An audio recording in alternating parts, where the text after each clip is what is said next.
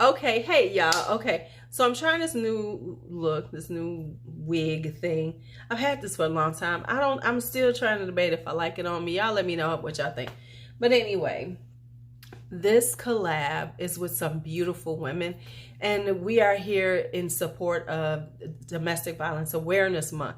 This collab was created by Cassandra Jones, put her picture up here, who, reached out to us to see could we, help in reference to doing this, video collab with her. So the color for Domestic Violence Awareness Month is purple. So we are going to share our purple bottles, purple juice, in reference to support of this incredibly important, I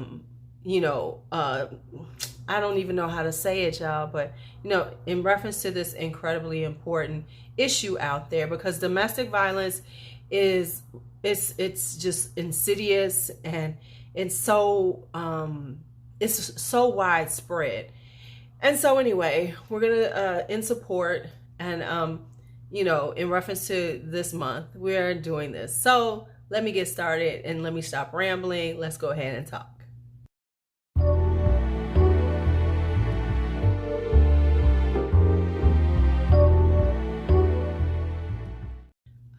So before we get started, I just wanted to say that even though I have not experienced the levels that some women have experienced, but I think so many of us have experienced some type of violence against us, whether it's physical, emotional, psychological. We have experienced somebody who has tried to hurt us in some shape, seriously hurt us.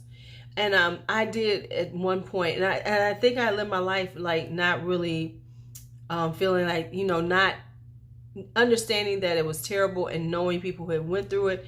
But until you experience it, you can't see from the lens of, oh, this is how it happens. This is what happens.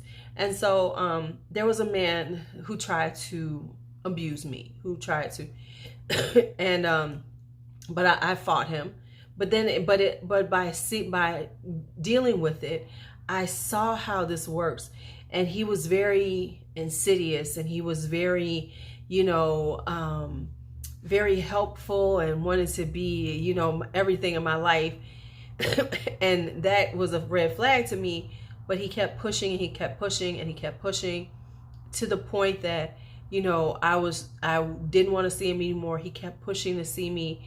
I was in a car with him, and he told me that, I could beat your ass right now and throw you out in the alley and no one would know. And that was when I tried to jump out of a moving car.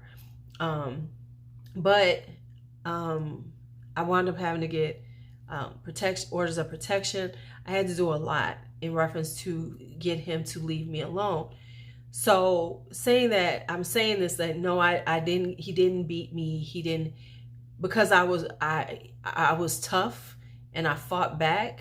And I'm not saying that people don't fight back, but because of who I was, I did fight back really hard. But it was a scary time for me. I felt embarrassed because he was doing things like, he was literally, one time I was going someplace with a friend, and he followed in his car and was calling my phone and trying to harass me and leaving me these message after message. It was really incredibly terrible. And I was trying to not let people know. So I understand the whole, once you get caught in this situation, you don't want people to know, because you don't want them to see what you're going through and look at you like, what's wrong with you? Why is this happening? Why aren't you doing something? So I think I needed to see that to really understand how it can be. No, I didn't go through this for a long period of time, but just experiencing it, and gave me a more empathetic viewpoint of it. It made me understand that it's not always as easy as we think it is to get away from people. I was like, leave me alone, leave me alone. He kept coming. He was relentless. And sometimes that's exactly what the people are who are doing these things to us. They are relentless. So understand, if there's somebody in your life and they're dealing with this, sometimes it's not that they don't want to leave, but those people either have them in a grip of fear, or they're just so relentless that it's hard to get away. yeah, so I'm just putting that out there. So, you know, I just wanted to share, I guess. But anyway, let's go ahead with this, you know, let's get a little lighthearted and talk about the purple I have. Now, I didn't think I had that many purple. I didn't think I was gonna have that many, but I actually kind of do have quite a few. So let's get into them. We're gonna start here. We're gonna go with Insolence by Guerlain. This is a beautiful, just vibrant violet.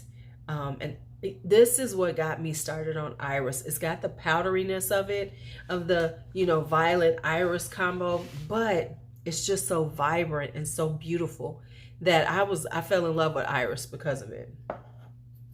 Speaking of iris, let's go with this one. We're gonna go with, this is White Iris by La Perla. And I had to have this one. And it is a beautiful, you know what this is? And I always say this. This is like Love's Baby Soft for a woman. Whereas Love's Baby Soft was one of my first fragrances that I ever wore, you know, as a kid. But this reminds me of it, but it's matured. It's like it's the mature version of Love's Baby Soft, and I love it. So that's White Iris. And then this one is by La Perla. Now these are hard to find because this collection is discontinued. So if you see it, just snatch them. Just snatch them. This is Lotus Shadow. This is a beautiful, beautiful tea fragrance. I have now started getting into tea fragrances, and this is one of the ones that made me say, oh my God, this smells so good. It's got this beautiful tea note. It just feels like this is for the summertime. This is the lightness. This is like breakfast dates. You know, this is for the breakfast date, like when you're trying to be like, oh, I just woke up like this. Like you smell like you've taken this shower and you just put on some body lotion and your natural essence just smells so good. That's what this smells like. Oh, by the way, I put on this purple makeup just for today too. I said, I'm doing this purple thing. Let's go all purple. And I didn't even think about it, but my nails are purple. That was unintentional because I'm going to get my nails done tomorrow because it's time to get them done. Because look at this, I done broke a nail. But anyway, I just wanted to mention that. And this is by Glamlight. This is their wine. I did this with their wine collection palette. Anyway, just want to throw that out there. So that's those. Now, one of the first purple bottles I've ever had was the Lalique Amethyst. Now, look at how beautiful this is. Now, I have all three of this collection, but this is my favorite. This is Exquisite. It still has that berry, but it has orchid in it, so it's a little more floral. It's not just, you know, like more just berries. This is berries with a little floral note, and I love it. It's a little more seductive than the original Amethyst to me. Now, that's just my own personal opinion. People be like, no, that's not true. Whatever. It's my opinion. I'm sticking to it. This is Tobacco and Tonka Bean. I need to order a new bottle. Ooh wee. This is plum. This is tobacco. This is sweet. It's plummy, smoky sweetness. Oh, this, I don't know if y'all don't have it. I don't know what rock you've been living under. You haven't been watching videos like this, really, because I know a whole bunch of people start talking about this after me. I'm just messing with y'all. All right. Next up is this. This is Elizabeth Arden Green Tea Fig. This is, everybody knows I love the green teas. And this is one of the better ones. This ranks up in one of my favorites because the fig note is really strong and beautiful. For it to be like an eau de toilette, and it still has the green tea DNA, but the fig speaks out and it says, hello, I am here. Do you see me? Okay, I'm here. So that is Green Tea Fig by Elizabeth Arden. Sticking with Elizabeth Arden, let's just go ahead and take this one. And this is NYC Premier, Fifth Avenue NYC Premier. This is my wearable Alien. I cannot wear Alien that well. Alien does not, the original The OG and me, I've gotten rid of it because me and it just didn't get along. But this one right here, this is like a much more wearable version to me because it's kind of got that alien scent. It's very similar on my skin to Alien. I've read up on this and people say it's like Dior Addict. It is not like Dior Addict to me. It is more like Alien. The jasmine is beautiful. It has this like richness to it, but it's a lighter version, which is easier to wear to me personally. So that is NYC, Fifth Avenue NYC Premiere. I don't know why they had to have all those names on it, but they do. Next up is this. This right here. Jasmine Wisp by Versace. This is tropical, sweet, fruity goodness. OMG, I love this stuff. It just smells like a tropical, like you're on a tropical island in the evening, and it's sultry, and there's a certain mysteriousness in the air, just very seductive. Like, you know, you're out and you're just beautiful and you're wearing this and you're just very sexy, but in a very sophisticated way, elegant way. So that is Jasmine Wisp. I love this stuff. Next up is this. This is Eau de Gourmet by McAuliffe. I'm not going to talk a whole lot about this because I'm about to talk about it in another video, and I've talked about it recently in something else. But first off, let's just look at that bottle. This is this is an oud without rose, and it's a gourmet, so it's a very gourmand kind of vibe. It's got caramel in it, so as it dries down, it becomes a sweet oud vibe, like a dessert or something, like a candy sweet, not a dessert, a candy sweet. And it is so good. This is one of the stronger ouds by McAuliffe, but oh yes, it is chef's kiss. Next, then we have this one, which is Tenue de Soirée by Annick Goutal. I love the pom-pom. Hey, look, it goes with my eyes. It goes with my eyes. Okay, but anyway, this is Tenue de Soirée. This is another iris-based fragrance, kind of powdery, kind of elegant. It has that very, you know, kind of old school, mature vibe to it, but a more modern take on it. So this has got that kind of old school vibe to it, very, you know, lips, very powdery, very makeup-y iris, but it is beautiful and stunning on to wear. It is just, oh yes, it's very glamorous. Then we have Dark Purple by Montal. I got this because everybody talked about it. This is a kind of a sexy plum. I'm still going back and forth with this one, but it's challenging me. But what everybody loves it because they say it's a sexy plum, and it is a plum.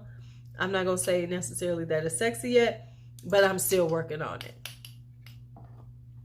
Then we have, this is Anwen by Dreamhouse-ikiryo, and got the purple up here. This is white chocolate goodness.